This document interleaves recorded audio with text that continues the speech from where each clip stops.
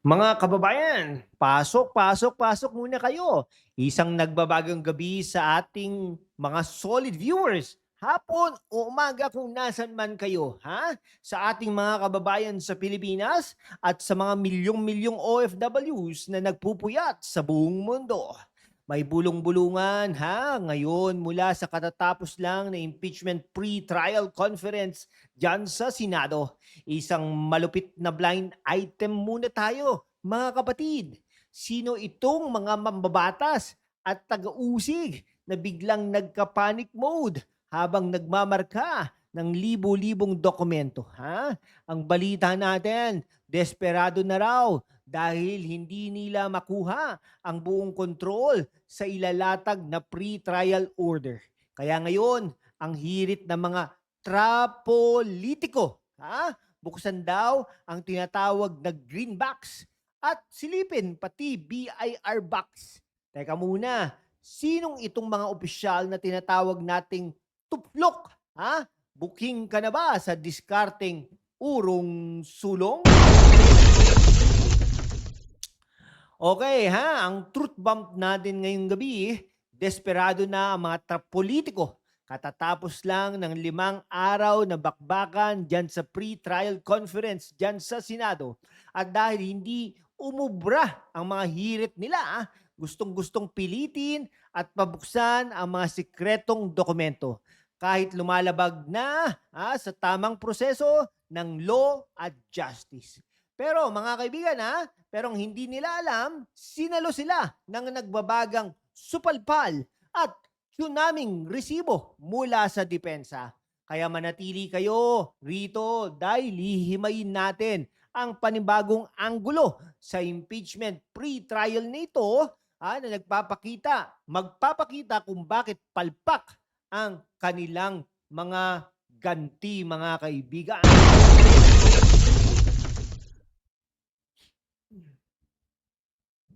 Okay bakit kailangang makialam ng ordinaryong Pilipino rito? Bakit ito mahalaga sa iyong buhay at kabuhayan? Mga kababayan, kapag ang sistema, ang nanghustisya sa Senado habang ginagawa itong pre-trial roadmap ay ginagamit para sa pamumulitika at panggigipit. Ang unang tinatabaan ay ang estabilidad ng bansa.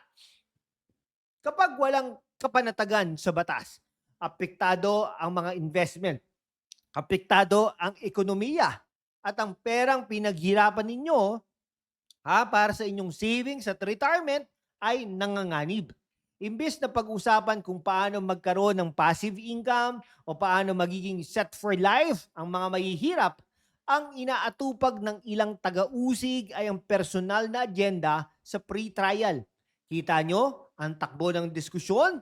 Malinaw na pinapakita rito ang target ng mga prosecutor na pinamumunuan ni na Congresswoman Luistro, Congresswoman De Lima at Erwin Tulfo ay hindi nakatotohanan kundi puro demolusyon bago pa magsimula ang mismong trial proper sa Hulyo, mga kaibigan. Pero sandali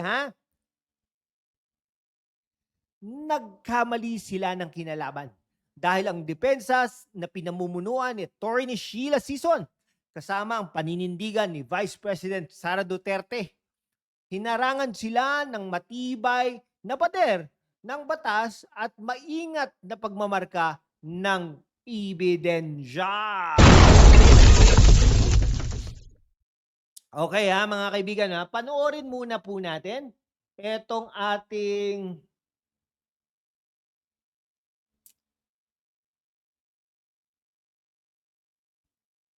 Okay, panoorin muna po natin ito,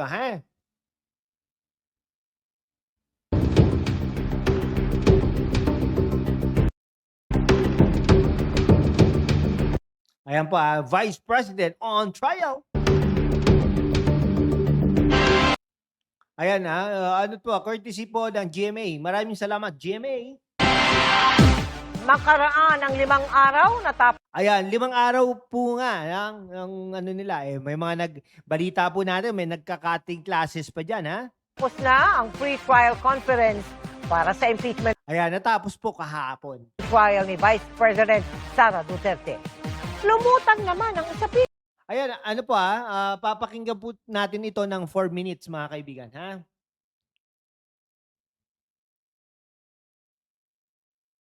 Ayan, mas maganda. Tungkol sa selyadong kahon na naglalaman ng tax records ng bise at kanyang mister Ayan yung tax records Buti nga nagbabayad ng tax na si Man Scarpio. Nakatutok si Sandra Aguinaldo. Grabe din itong mga to, no? Inabot na ng 5 araw ang pre-trial conference para sa impeachment case ni Vice President Sara Duterte. Pero tila bahagyang nakahinga ng maluwag ang depensa at prosecution dahil bumilis umano ang pagmamarka ng mga ebidensya. Posibleng matapos na ngayong gabi ang para sa Article 1 at 2 na patungkol sa hindi wastong paggamit Ayan, ng Article 1 and 2. confidential fund at hindi maipaliwanag na yaman. Sa gitna Nako, sabi po mga kaibigan, hindi may paliwanag na yaman. Putak, sino po mga mas mayaman? BBM, bilyonaryo. Ha? Romualdez. Nako, yung mga congressmen and women na yan, ha? Mga senador. Ay, nako, napakasimple nga lang ni Vice President Sara Duterte. Ano ba yan? Ba't ganyan? niyan, may usapin na lumutang. Ang selyadong kahon na naglalaman ng tax records ni Vice President Duterte at kanyang Ayan, alam nyo, ang gusto po kasing gawin nito mga to, yung parang yung envelope, yung kay Erap Estrada, na nag-walkout sila nung hindi pa buksan ng Senado. Walang respeto sa proseso. Itong mga prosecutors na ito, lintek, bakit ganyan? minister na si Attorney Man Scarpio nais pabuksan ng prosecution para mamarkahan bilang ebidensya. Ayan po yung tinutukoy na green box at ng BIR, no? BIR box. Matatandang isinumite ng Bureau of Internal Revenue ang mga tax records ng bise sa House Committee on Justice. Pero pinagtalunan noon kung pwede itong buksan dahil sa privacy ng taxpayer. Sa huli, hindi binuksan ng komite ang kahon, pero kasama ito sa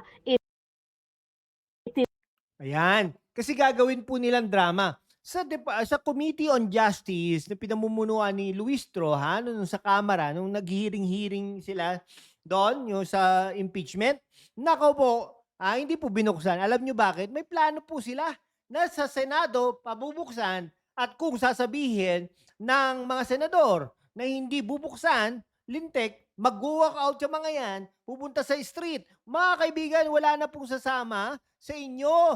Nako, wala na po yan. tinransmit ng Kamara sa Senado at kasama din sa pre-trial brief na isinumite nila. Talagang panawagan ho namin, buksan po ito. No? Kumbaga, Grabe, isa pa to si Ridon Ay, ako ang panawagan nyo ay buksan dyan sa Senado. Bakit hindi nyo binuksan dyan sa Kamara? it doesn't need yung pong sinasabing Eto, tignan mo yung halatang trap politiko mga kaibigan, no?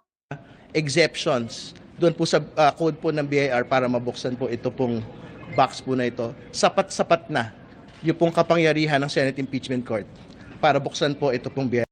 Ayan. Diyan po talaga magkakalama. Ang mga pagdating po sa ganyan, majority Majority. Kung sino yung majority, syempre majority, baka majority, pabubuksan, di pa, buksan. Tingnan natin. BIR box. Bukas pa raw magsusumite ng formal na sagot ang mga abogado ng bise Ayan, kasi may doon po sa pre-trial conference, allowed po sila na magkaroon ng manifestasyon.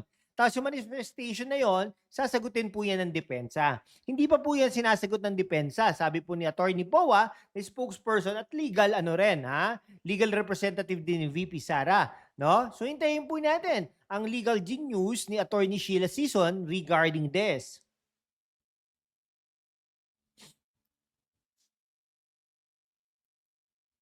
Dali lang po tungkol dito. We will give our response through official response that we will be filing tomorrow. I will not preempt talaga po. Ang gagawin namin, we will file a comment by tomorrow. Ayon sa clerk of court, ang impeachment court ang magdedesisyon kung bubuksan o hindi ang kahon. If they file, then I will just receive. But at this point, I have to again reiterate that the authority of the clerk of court is very much limited. Pero kung hindi pa pwedeng buksan Ayan na, sabi po ni Bantog, limited lang. Ang magdi-decide po niyan ay ang impeachment court. Dito, makikita natin yung yung preview kung ano ang kahantunan ng pag-decide ng conviction at acquittal. Diyan po talaga magdi-divide yan, kung dividing the house, mga kaibigan. ang kahon ngayon, iminungkahi ng prosecution ng markahan ang selyadong kahon mismo.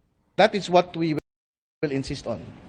That the box be marked. Kasi it's our evidence. Mahalaga po ito. Katapat po nito yung SALN ng pangalawang Pangulo from 2007 to 2024. Kasi this will provide a most complete picture of the financial profile of the Vice President. Grabe, no? So, hanggang President. dito niya, na po natin yan kasi na makatiis sa mukha ni Congressman. Pasensya na, Congressman. Okay, ha? Ngayon, pasukin natin ang karne ng ating talakayan.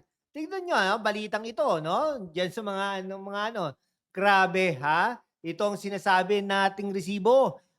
Higit 8,000 dokumento nakasalang para sa Article 1 pa lang tungkol sa confidential funds sa ilalim ng ating saligang batas at ng mga panuntunan ng AMLC at ng Supreme Court.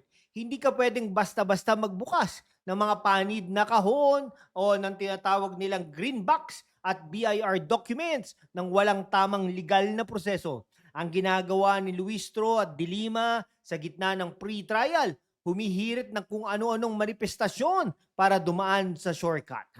Anong tawag doon sa probinsya natin? Desperasyon. Bakit?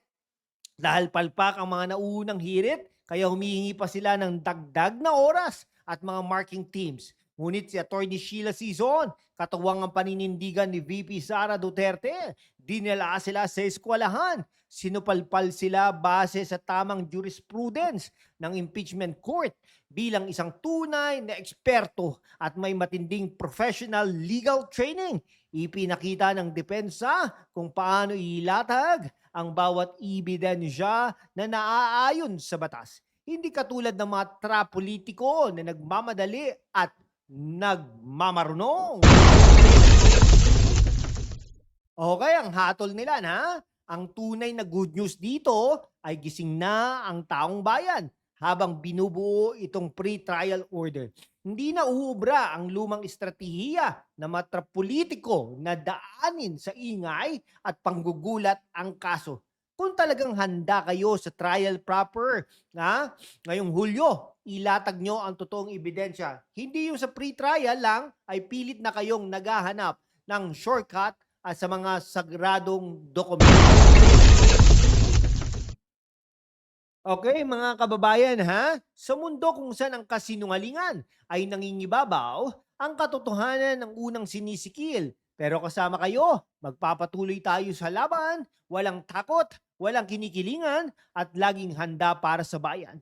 Kung sa tingin ninyo ay nakukuha ninyo ang tamang edukasyon at tutorial sa totoong takbo ng batas, dito sa ating channel, huwag nating hayaang matalo tayo ng mga bayarang troll, Sumali na!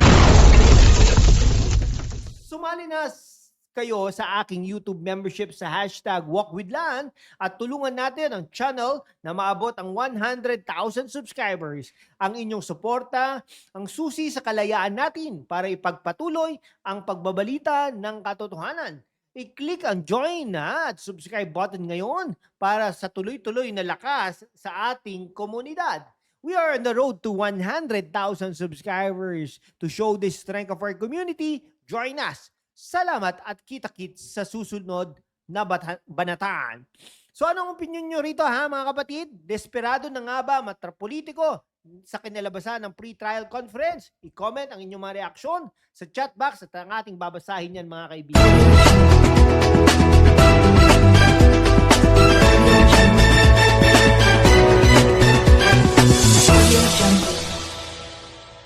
Maraming salamat.